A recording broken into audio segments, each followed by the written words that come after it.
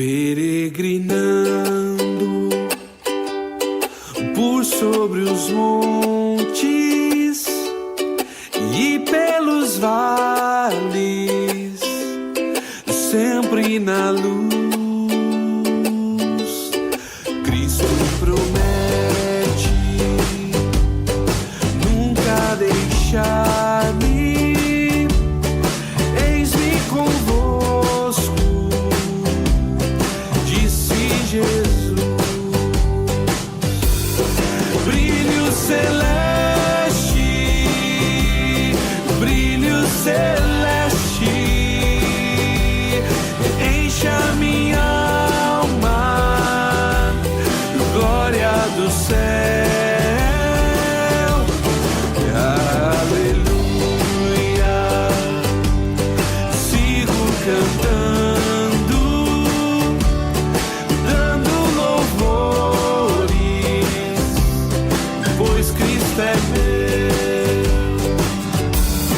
Se vejo sombras por toda parte, o Salvador não hão de ocultar, pois Cristo é luz que nunca se apaga, bem ao seu lado sempre hei de andar. Brilho celeste, brilho celeste, enche a minha alma, glória do céu. Aleluia, sigo cantando, dando louvores, pois Cristo é meu. A luz bendita me vai guiando em meu caminho para a mansão, mais e mais perto, seguindo o Mestre, possuo o gozo da salvação. Ei, oh! E brilho celeste, e brilho celeste, enche a minha alma, glória do céu. Aleluia, sigo cantando, dando louvores, pois Cristo é meu. Brilho celeste, brilho celeste,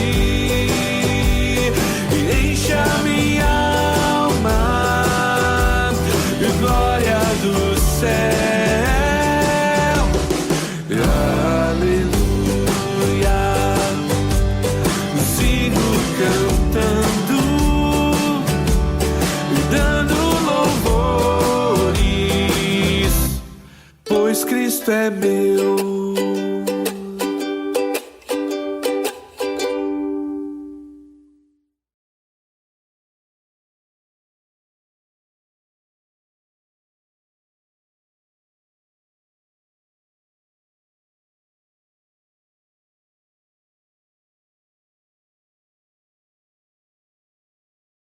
Momento de instrução na palavra de Deus. Abra sua Bíblia, por gentileza, no capítulo 11 da carta aos Hebreus. Carta aos Hebreus, capítulo 11. Também peço que você já separe aí na sua Bíblia Gênesis, capítulo 22, que é o texto em que está baseado esta menção na carta aos Hebreus. Hebreus capítulo 11, versos 17 a 23. Está me ouvindo bem aí atrás, irmã? Os irmãos estão ouvindo? Bom, vamos orar. Querido Deus, há uma alegria no nosso coração, uma alegria indizível, cheia de glória, por seu grande amor por nós. Como eu orava pela manhã, nós somos fracos, débeis, e o Senhor é um Pai tão presente, amoroso e justo. Muitas vezes não compreendemos tamanho amor, mas eu sou grato, porque o Senhor tem nos amado com amor eterno. Peço perdão pelos meus erros e também agora, Deus, quero pedir que ilumine o meu coração, o coração do pregador e o coração dos ouvintes, abrindo-os para a fé em Cristo Jesus. Guarda a nossa mente e que a exposição seja feita de forma objetiva e também sincera quanto à palavra da verdade. Obrigado por todos os presentes, as famílias representadas e por aqueles que por impedimento não puderam vir nesta manhã. Guarda-os em teu nome. Em Cristo Jesus. Amém. Palavra de Deus, Hebreus capítulo 11, 17 a 23, a 22. Mas o nosso texto, a ênfase será nos versículos 17 e 19. Pela fé, Abraão, quanto posto à prova, ofereceu Isaque. Estava mesmo para sacrificar o seu unigênito, aquele que acolheu alegremente as promessas, a quem se tinha dito: em Isaque será chamada a tua descendência. Porque considerou que Deus era poderoso, até para ressuscitá-lo dentre os mortos, de onde também figuradamente o recobrou. Então esta é a passagem que nós examinaremos com mais profundidade. Na sequência, nós temos aqui que os patriarcas, pela fé, fizeram as suas peregrinações, abençoando, crendo naquilo que viria no futuro. Pela fé, igualmente Isaque abençoa Jacó e Esaú acerca das coisas que ainda estavam para vir. Pela fé, Jacó, quando estava para morrer, abençoou cada um dos filhos de José e, apoiado sob a extremidade do seu bordão, adorou. Pela fé, José, próximo do seu fim, fez menção do êxodo dos filhos de Israel, bem como deu ordens quanto aos seus próprios ossos. Mas o nosso foco será os versículos 17 a 19. Nós temos aprendido nesta série de mensagens, neste capítulo, que devemos perseverar na fé, apesar das circunstâncias adversas. Esta igreja enfrenta circunstâncias adversas, como nós lemos no capítulo 10. E, diante disso, nós temos o exemplo de Abraão. O Senhor apareceu a Abraão, lhe chamou, lhe prometeu bênçãos, como nós vimos na quarta-feira, aquelas 7 bênçãos, orientou Abraão, guiando pela revelação da sua vontade. Nós aprendemos no sermão passado que a fé cristã é orientada pela palavra. Em cada momento que Abraão andava na sua peregrinação, nos momentos chave, Deus aparecia, lhe revelava a sua vontade, conduzia a sua vida. Então, este é um aspecto da nossa fé, um aspecto inteligível, compreensível, que Deus nos orienta por sua palavra em todos ou nos momentos mais difíceis pela Escritura. Por outro lado, nós compreenderemos que há elementos da nossa fé que exigirão crer, mesmo sem compreender plenamente. Então, estes são os dois lados da fé: elementos inteligíveis, que nós conseguimos compreender pela revelação, qual é o significado, qual é o sentido, mas há elementos da nossa fé que são ininteligíveis. Nós não compreenderemos completamente e plenamente. Deste modo, há situações em nossa vida que, mesmo em princípio, nós não faça sentido pleno para nós, ainda assim nós devemos obedecer. E nós temos aqui um pedido dramático de Isaac a Abraão. Isaac, seu filho, deveria ser oferecido em sacrifício. E é este aspecto da fé incompreensível na sua plenitude que o autor destaca com relação a Abraão aqui. E é por isso que eu fiz essa divisão. Falei sobre a fé de Abraão, mas primeiro sobre o aspecto compreensível. Deus está dirigindo a sua vida pela palavra, ele vai compreendendo, ainda que não plenamente. Mas agora, ele precisa exercitar a fé em um lado em que ele não compreende plenamente. É um pedido dramático da entrega sacrificial do seu próprio filho. O objetivo da mensagem de hoje, o propósito desta palavra, é que vocês enfrentem as provações tendo em vista que nosso Senhor foi provado e providenciou a salvação. Como eu disse, parece um jargão, mas na verdade é uma forma de falar. Todos nós passamos por provações. Alguns mais, outros menos, alguns muito mais, outros bem menos. Mas que no momento da prova nós possamos enfrentá-la tendo em vista agir por fé, ainda que nós não compreendamos plenamente o significado daquilo. Foi o que aconteceu com Abraão. Pela fé, queridos, Abraão foi capacitado à obediência, mesmo sob prova.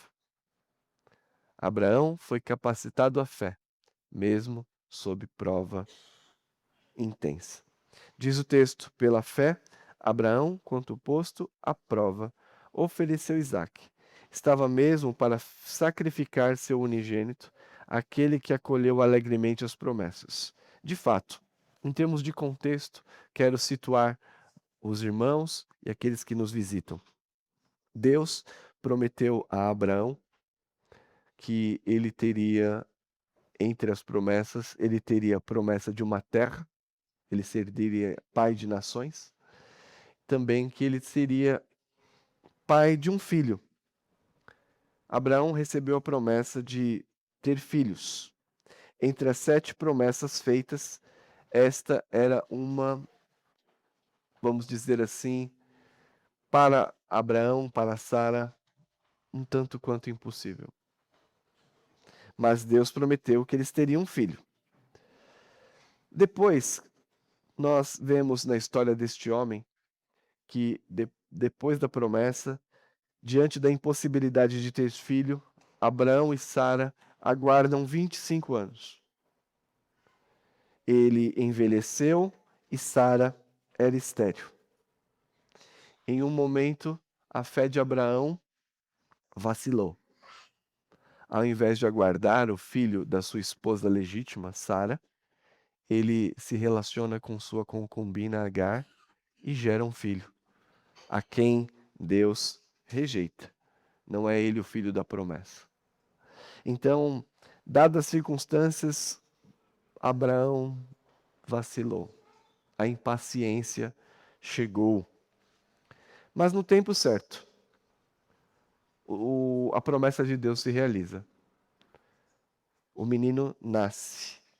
Apesar da aparente impossibilidade, Abraão com 100 anos e Sara estéril, Deus cumpriu sua promessa. Sara gerou Isaque. E o nome de Isaque significa alegria, sorriso. Porque o próprio Deus apareceu a Abraão e lhe disse que não há coisa demasiadamente difícil para Deus. E de que no tempo certo ele teria um filho, o filho da sua velhice, e seria motivo de alegria. O que de fato aconteceu? Isaque nasceu, trouxe alegria a toda a casa, seu próprio nome testemunhava a alegria que Deus promovia. Até aqui, tudo vai diante das dificuldades, a alegria enche a casa. 25 anos depois da promessa, esse menino nasce, cresce, e como nós lemos no capítulo 22, pode ler lá comigo, como eu disse para vocês, por gentileza, no capítulo 22, o menino já com quase 13 anos, entre 10 e 13 anos, um pré-adolescente, o filho da promessa, Deus então dá esta ordem. No versículo 21, depois dessas coisas, pôs Deus a Abraão à prova, ele disse: Abraão, quem está escrevendo este livro de Gênesis é Moisés, certo? Moisés tem a revelação de Deus e ele sabe o que está acontecendo aqui. Nós, leitores, sabemos que é uma prova, mas Abraão não sabia. Mas veja só a ordem que Deus acrescentou a Abraão: toma teu filho, teu único filho, Isaque, a quem você ama. Vai-te à terra de Moriá, oferece-o ali em holocausto, sob um dos montes que eu te mostrarei. Até aqui. Então veja que agora que tudo parecia ter entrado nos eixos, Deus já havia prometido o filho havia nascido, as coisas estavam todas encaminhadas, Abraão já está velho. Parece que a velhice será tranquila. Mas é nesse estágio da vida que o Senhor decide colocar Abraão à prova. O teste mais duro de todos, a entrega do seu único filho como oferta a Deus.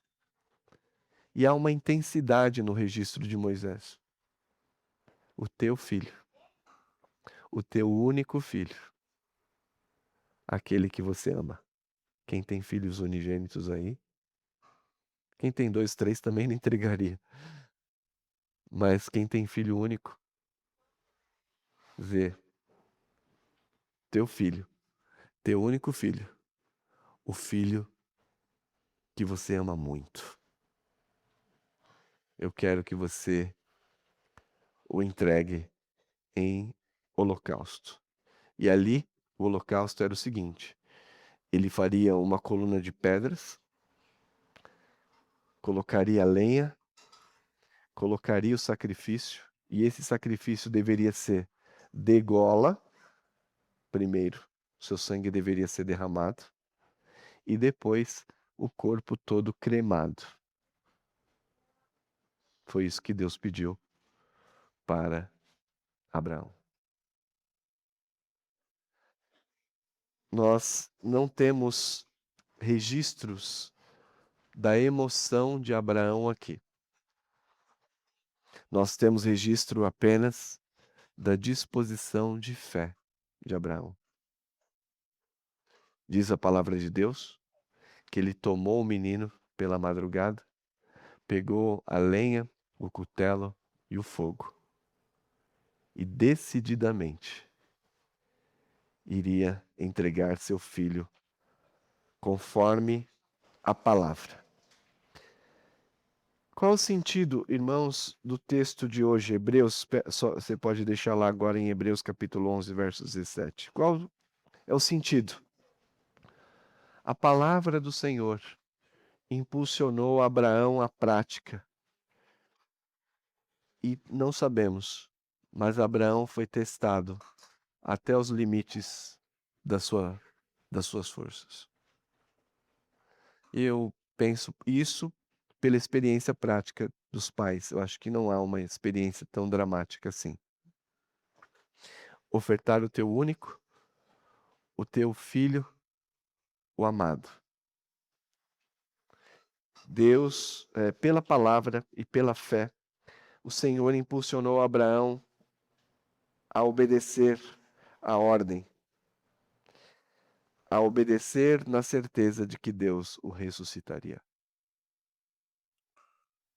Então, o meu primeiro ponto nesta manhã é que, pela fé, Abraão obedeceu na provação. Pela fé, Abraão obedeceu no momento de provação. Como vimos, em primeiro lugar, Deus provou a fé de Abraão. Em termos do registro bíblico da vida de Abraão, Abraão já tinha sido justificado pela fé. Ele creu sem ver. Deus havia prometido a posse da terra. Deus entrou então com ele em uma aliança e ele creu. Diz o texto bíblico que isto lhe foi imputado para a justiça. Abraão creu em Deus e esta justiça e esta fé, pela graça, o justificaria. Nesse momento aqui da história, da vida de Abraão, ele já tinha sido justificado. Ele também já tinha recebido a garantia da promessa, que era a circuncisão. O falo masculino, cortado a pele, ele e todos os seus, como demonstração visível da fé. Mas agora, Deus o prova. E qual é o objetivo desta prova? Depois de tê-lo justificado, depois de tê-lo confirmado através da circuncisão, qual o objetivo desta duríssima prova? De que a fé salvadora de Abraão deveria dar evidências da sua legitimidade. E assim também é conosco. Nós somos chamados, justificados, selados com o Espírito, mas esta fé exige evidências externas.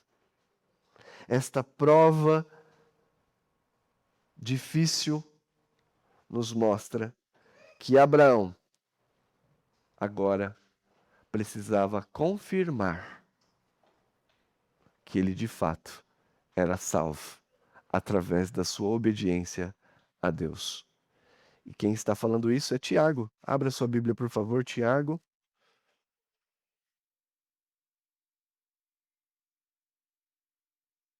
Hebreus, Tiago, capítulo 2.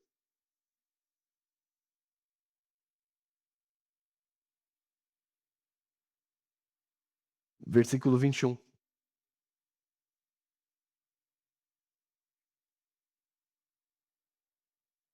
Não foi por obras que Abraão, o nosso pai, foi justificado quando ofereceu sobre o altar o próprio filho Isaque? Vês como a fé operava juntamente com as obras. Com efeito, foi pelas obras que a fé se consumou. E assim tem que ser na vida do crente. Nós somos justificados pela graça mediante a fé. Nós somos selados com o Espírito Santo e alguns já foram selados com o batismo, como um sinal externo da promessa. E agora Abraão precisa evidenciar esta fé, se ela é genuína ou não, numa entrega sacrificial. Então, meu primeiro ponto, Deus provou Abraão, e os irmãos estão entendendo aqui o processo e o motivo. A segunda coisa, quando nós lemos no texto que Deus pôs Abraão à prova, e lemos também em Gênesis, segundo ponto é que há diferença entre tentação e provação na Bíblia. Tiago, capítulo 1. Eu sei que eu não uso tantos textos, referências assim, mas é importante para aquilo que a igreja tem vivido. É Tiago, capítulo 1, versos 12 e 15. 12 a 15.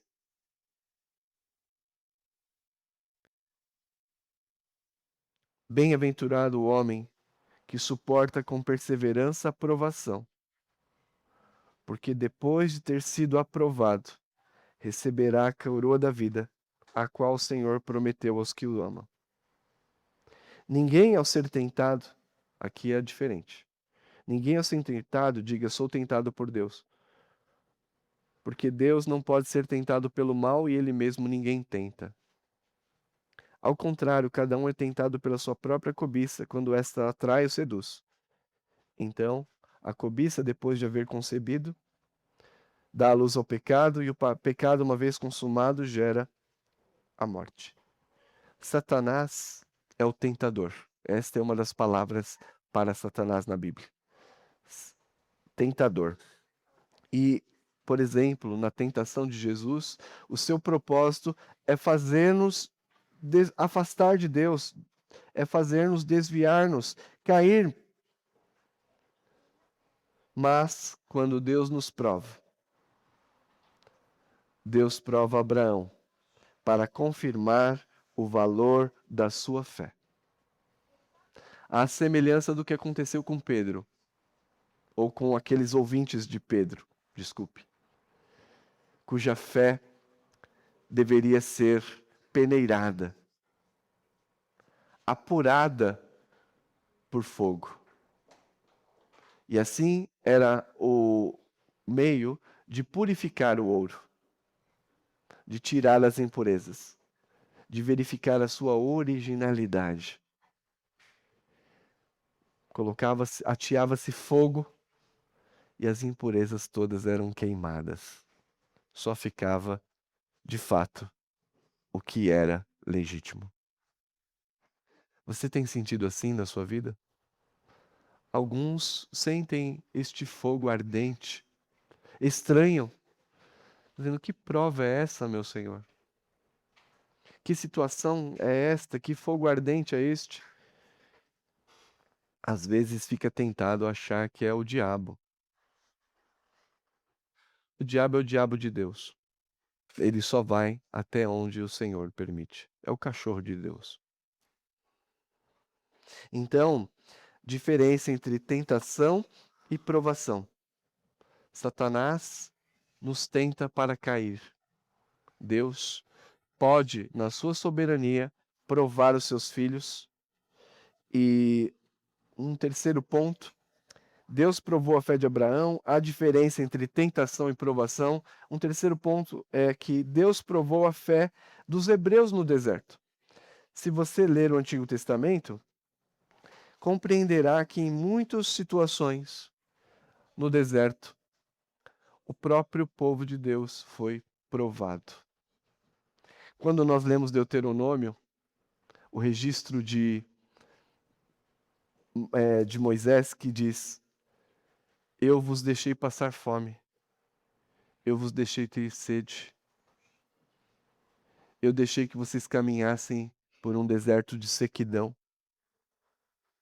para prová-los, para saber o que tinha no seu coração, para saber quais eram suas motivações, a fim de lhes dar um lugar de descanso. E são muitas circunstâncias. Deus provou a fé dos hebreus no deserto. E no Antigo Testamento, eu tirei alguns exemplos.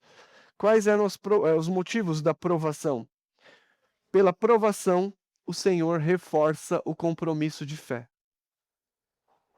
Se você realmente é justificado pela graça e crê no Senhor ou não. As provações servem para reforçar nosso compromisso. As provações também realçam o temor de Deus. As provações reprimem nosso orgulho. Inclusive, nessa passagem que eu te disse, eu acabei de citar a paráfrase, diz que eu te deixei ter fome e também para te humilhar. Bom, Deus pode humilhar os seus filhos? Deus pode fazer isso, sim. Não para derrotá-los, não para destruí-los, mas para rebaixar o seu orgulho, para que dependa exclusivamente dele. revitaliza a nossa dependência dele. A provação nos ajuda a examinar nossas intenções e também nos treina na obediência. São exemplos retirados do Antigo Testamento, de alguns textos, eu não vou citar todos, do propósito da provação. É claro que, como diz o texto da palavra de Deus, toda disciplina, com efeito, não parece ser motivo de alegria. Como é que é? Eu vou louvar a Deus passando pela prova, né? Nós devemos, mas nem sempre fazemos isso. Nem a disciplina, a aprovação, nem no momento que ela vem, nem sempre é bem-vinda. Mas a finalidade última é ver o que se passa com a sua fé. Você já foi justificado, você já foi confirmado, mas é preciso que haja evidências desta fé. Se ela é genuína ou não. Se ela suporta o fogo. E todas as impurezas serão retiradas com certeza. Segundo, o último ponto aqui que eu quero compartilhar com os irmãos é que, e é o foco da mensagem, é que Abraão, vamos lá para Hebreus, Abraão obedeceu mesmo sem compreender plenamente. Versículo 18, né? Nós estávamos aqui. A quem se tinha dito, em Isaque será chamada a sua descendência. Agora veja a resposta de Abraão a esta ordem.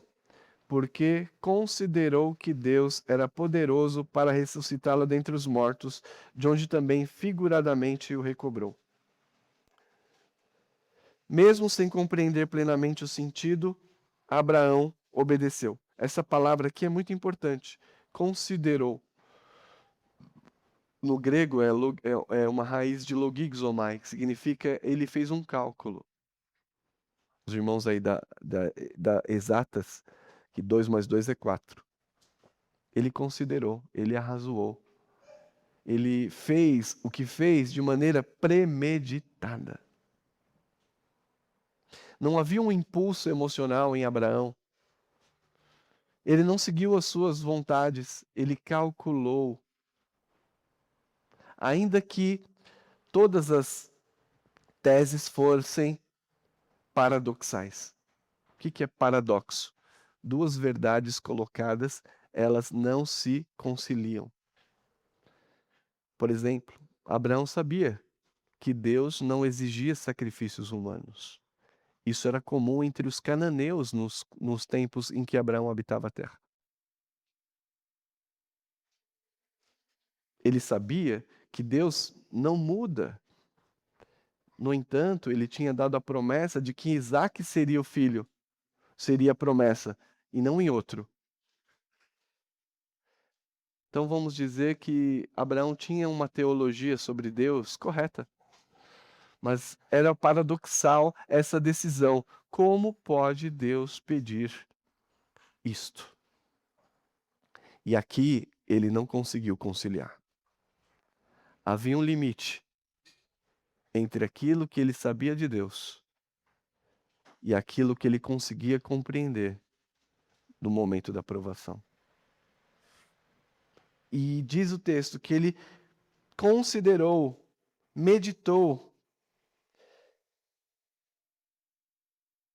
Neste momento, não há explicações da parte de Deus. Ele diz: dá-me teu filho, teu único filho, o filho que você ama, e oferece no Monte Moriá, no monte que eu lhe mostrarei. Um pedido inusitado e imprevisível. E agora, pela fé, Abraão, em termos práticos, se dispõe a entregar o seu filho amado. Mas o que ele considerou? Ele, depois de refletir, ponderar sobre as verdades que ele conhecia sobre Deus e sobre a realidade que ele estava vivendo, ele chegou a uma conclusão na teologia sistemática de Abraão. Deus vai ressuscitar o meu filho. Não tenho nenhuma dúvida disso. Não sei como ele fará. Não sei como será. Mas eu não tenho dúvida. O meu filho ressuscitará dentre os mortos. De alguma forma. E esta fé e este impulso o levou à obediência sacrificial. Então eu quero compartilhar duas aplicações com vocês desse maravilhoso testemunho. Primeiro, as dificuldades enfrentadas contribuem para nos aperfeiçoar na fé. As dificuldades enfrentadas, por mais duras que sejam, na vida do crente, contribui para aperfeiçoar a fé. Purificar como se purifica a prata, como se purifica o ouro, aquele fogo devorador levará as impurezas da sua fé. Mas a justificação pela graça permanecerá. O Senhor usa provações como meio de lapidar o caráter dos crentes, não para fazê-los cair. Ainda que você não compreenda o que está vivendo hoje, plenamente. Ainda que pareça ser contrário até à sua teologia sobre Deus, bíblica. Obedeça ao Senhor. Obedeça. Você já foi justificado pela graça mediante a fé. Você já foi selado com o Espírito Santo da promessa e com um sinal visível que é o batismo. Agora, dê evidências de que você realmente crê em Deus para a salvação. Obedeça. E em segundo lugar, apesar de não compreender, Abraão creu na ressurreição de Isaque. Assim como nós cremos na ressurreição do último dia.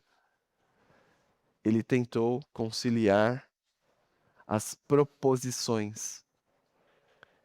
Percebeu que não seria possível conciliá-las, até que considerou em seu coração: eu não estou compreendendo nada. Estas coisas não se relacionam logicamente. Eu não consigo compreender plenamente. Mas eu sei de uma coisa. Meu filho, depois de ter o pescoço degolado, depois de ter todo o seu corpo queimado, Deus o trará para casa comigo. Ele ressuscitará. Esta é a fé de Abraão. Lembrando que de onde Abraão estava, ele precisava caminhar 70 quilômetros a pé ou de mula, 70 quilômetros para levar Isaque. Daria aí uma caminhada de alguns dias, 2, 3 dias. Como seria a caminhada de Isaque e de Abraão, principalmente Abraão, até os montes de Moriá? Como é que você caminharia? 12, 13 anos? Vamos lá, filho. Deus proverá. Será que você voltaria no primeiro quilômetro? Pô, esse negócio de Deus é doido. Não vou. Então Abraão teve tempo de sedimentar essas coisas em seu coração, de juntar as peças do quebra-cabeça. E ele ponderou que não era absurdo entregar o seu filho, porque nada era difícil demais para Deus. Ele já tinha dito isso a Abraão. Há por acaso alguma coisa difícil demais para mim?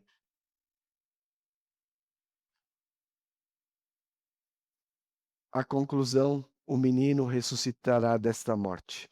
E aqui está o evangelho, no qual eu prego a vocês, dominicalmente.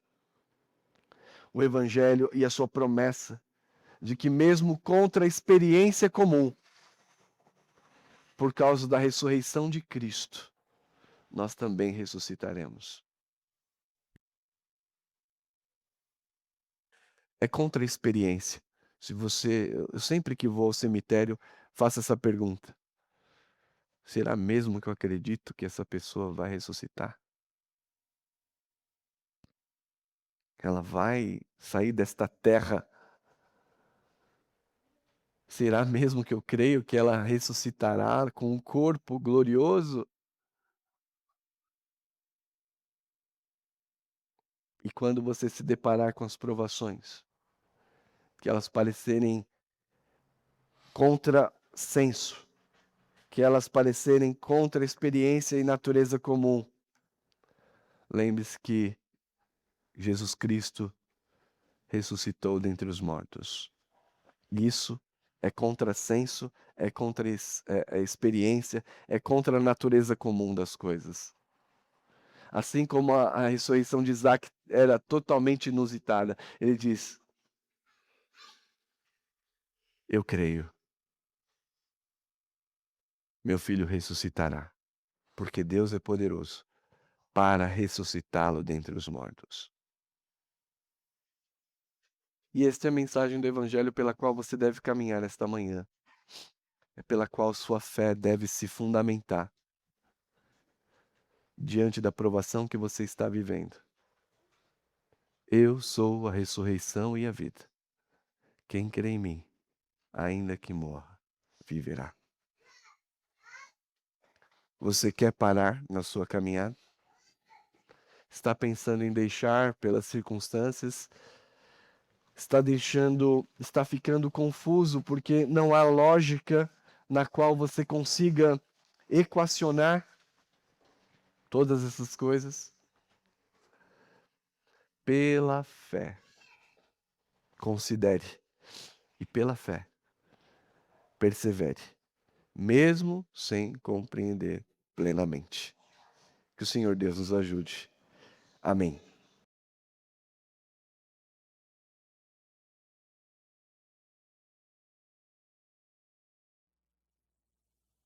Peregrinando por sobre os montes e pelos vales, sempre na luz.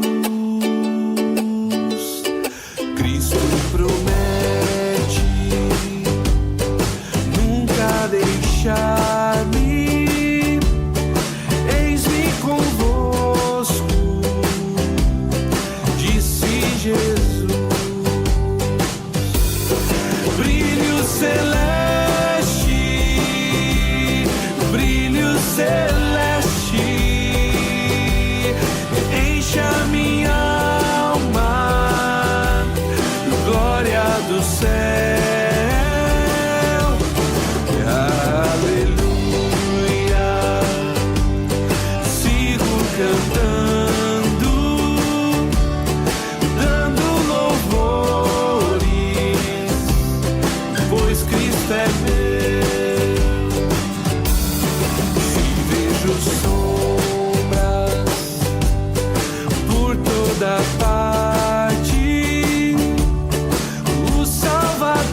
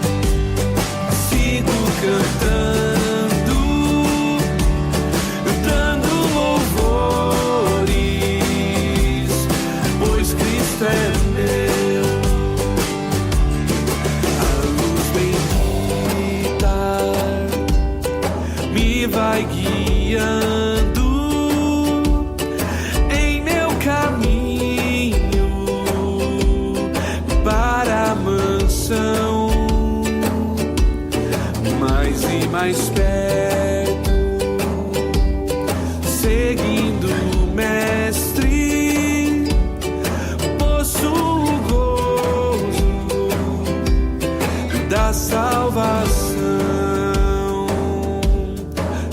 Ei, oh! E brilho celeste, e brilho celeste enche a minha alma, glória do céu, e aleluia, sigo cantando, dando louvores, pois Cristo é meu. Brilho celeste, brilho celeste enche a minha alma, glória do céu,